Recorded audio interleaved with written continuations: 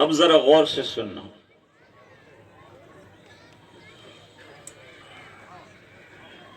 شیخ الہند رحمت اللہ علیہ مولانا محمود الحسن صاحب دیوبندی رحمہ اللہ تعالی مالٹا کے قید خانے میں تھے. کیوں تھے؟ آزادی کی جنگ لڑ رہے تھے. قصور یہ تھا کہ ہندوستان کو غلامی سے انگریزوں کی نکالنے کے لیے جد و جہد کر رہے تھے. اور ان کے ساتھ اور بہت سے لوگ جیسے مولانا عزیر گل صاحب بھی ساتھ تھے. پھر ایک زمانے میں حضرت مدنی رحمت اللہ علیہ بھی.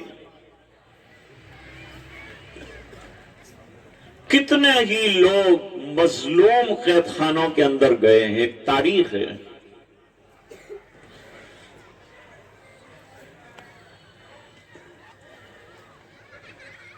اب مالٹا کے قید خانے میں 2 سال کے بعد انگریز حکومت نے کورٹ میں کیس چلایا اور کیس چلا کر ان کو ڈیتھ سینٹنس یعنی پھانسی کی سزا کا اعلان کیا. اور بھی لوگوں کے لیے پھانسی کا اعلان ہوا. پہلے لوگ بھڑکتے تھے، جھجکتے تھے، ان کو سمجھاتے تھے کہ شہادت تو بہت بڑی نعمت. سرفروشی کی تمنا اب ہمارے دل میں ہے، دیکھنا ہے زور کتنا بازوئے قاتل میں ہے.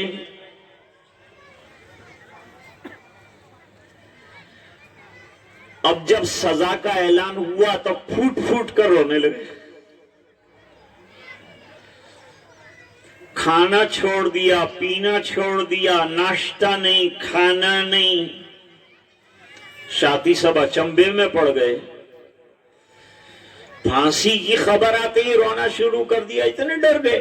ارے بھائی، اللہ والوں کا ڈرنا، ان کا عمل جو ہے اس کو ظاہر پر اور ہمارے حال پر قیاس مت کرو.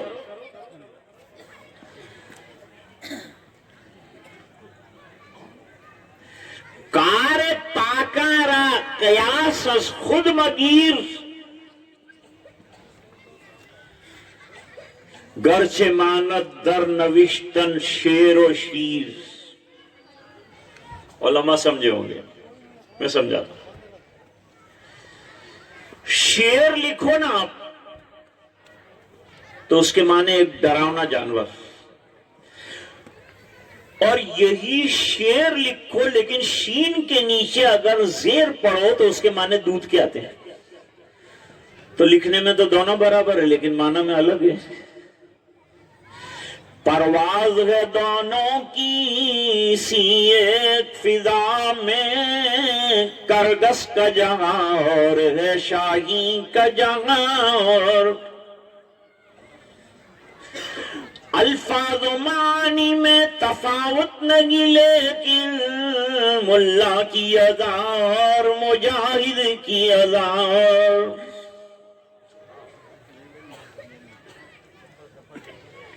وہ ایک ہورڈنگ دیکھا میں نے،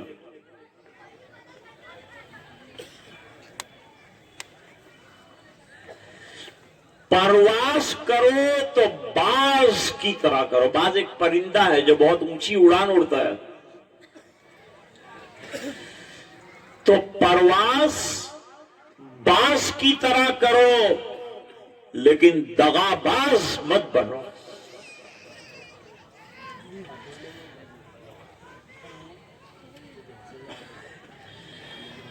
ایک نوجوان لڑکی نے ایک 70 سال کے بوڑھے عرب سے شادی کی. بہت مالدار، تیل کے کنویں، مکانات، ایسٹیٹس. پریس والے پہنچ گئے. لڑکی سے پوچھا کہ آپ نے کیا دیکھ کر یہ 70 سالہ بڈھے کے ساتھ شادی کیا؟ کیا دیکھا آپ نے اس میں؟ لڑکی نے کہا 2 چیز. ایک تو ان کی انکم دوسرے ان کے دن کم.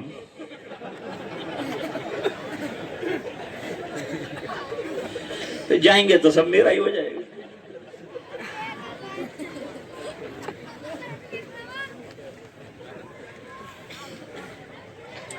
اب شیخ الہند رحمت اللہ علیہ بہت بڑی شخصیت اور پھوٹ پھوٹ کر رو رہے ہیں, آنسو تھمتے نہیں.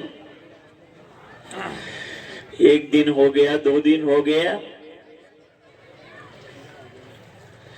اب کسی کی ہمت بھی نہیں ہے کہ حضرت کو پوچھے کیوں رو رہے ہیں, کیا وجہ ہے رونے کی. مولانا عزیر گل صاحب رحمت اللہ علیہ بھی انتقال ہو گئے, ان کی اہلیہ کا بھی انتقال ہو گیا. ان کی ایک اہلیہ انگریز تھی. مولانا عزیر گل کی ایک اہلیہ انگریز تھی جو مسلمان ہوئی تھی. وہ عورت نے جوانی کے زمانے میں مولانا عزیر گل کو خط لکھا, میں آپ سے شادی کرنا چاہتی ہوں. مولانا عزیر گل یہ خط لے کر بزرگوں کے پاس پہنچے, حضرت شیخ الہند کے پاس, دوسروں کے پاس پہنچے کہ بھئی یہ عورت جو ہے مجھ سے شادی کرنا چاہتی ہے اور اسلام بھی قبول کرنا چاہتی ہے, تو کیا کروں؟ تو حضرت نے فرمایا کہ کر لو. تو کہا کر لو تو ٹھیک ہے, لیکن یہ سفید ہاتھی کو کہاں باندھوں گا میں؟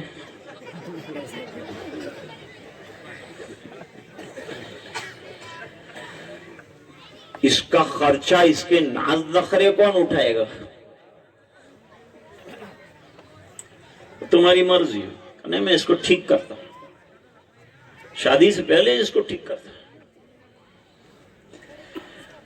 ایک لیٹر لکھا میں تیرے ساتھ شادی کے لیے تیار ہوں, لیکن نمبر 1 اسلام لانا پڑے گا, نمبر 2 نماز پڑھنا پڑے گا, تیسرا یہ باہر نہیں جانا پڑے گا, چوتھا نمبر پردہ کرنا پڑے گا, 5واں نمبر برقع پہننا پڑے گا, 6واں نمبر قرآن سیکھنا پڑے گا, 7واں نمبر مسائل کی تعلیم حاصل کرنی پڑے گی. 10 نمبر لکھ کے دے دیے.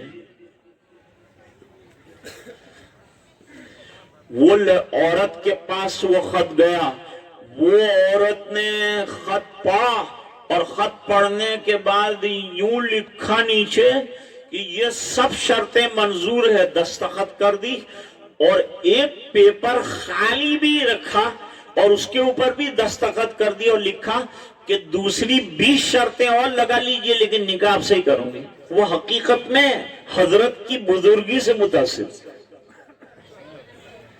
اب بزرگوں کے سامنے پھر رکھا, حضرت یہ تو کسی طرح ماننے کو تیار نہیں ہے اور اسلام اس شان سے قبول کرنا چاہتی ہے اور ہر چیز اس کو منظور بھی ہے. لوگوں نے کہا کہ کر لینا چاہیے. حضرت نے شادی کر لی. جانتے ہو اس کے بعد کیا ہوا؟ وہ انگریز عورت کے پاس قرآن پڑھنے کے لیے اور پردہ سیکھنے کے لیے انڈیا کی عورتیں جاتی تھی کہ تم سکھاؤ پردہ کیا ہے. اس نے پردہ ایسا کیا کہ یہاں کی عورتوں کو پردہ سیکھے.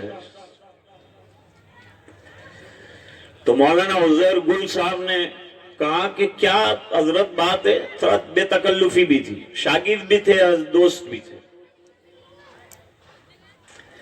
بے تکلفی تھی. حضرت آپ تو شہادت کی بڑی فضیلتیں بیان کرتے تھے, اور آپ جب کہ شہادت سر پہ آ کے کھڑی ہے آپ پھوٹ پھوٹ کر رو رہے, ڈر گئے کیا؟ اب آنسو سوکھ گئے. یہ بات سننے کے بعد آنسو سوکھ گئے. کہا عزیر گل غلط سمجھا تو نے, ساتھی یہ سمجھ رہے ہیں تو بھی غلط ہے. کیوں رو رہا ہوں جانتے ہو؟ ارے رو اس لیے رہا ہوں کہ اللہ نے لے دے کر ایک زندگی دی, کل سولی پر چڑھا دیا جاؤں گا, زندگی ختم ہو جائے گی میری, لیکن اللہ ایسا بے نیاز ہے کہ کام بھی لیتا ہے اور رد بھی کر دیتا ہے. تو کہیں میری پھانسی اور میری شہادت کو اللہ نے رد جو کر دیا تو میں دوسری لائف کہاں سے لاؤں گا کہ جنت میں جاؤں؟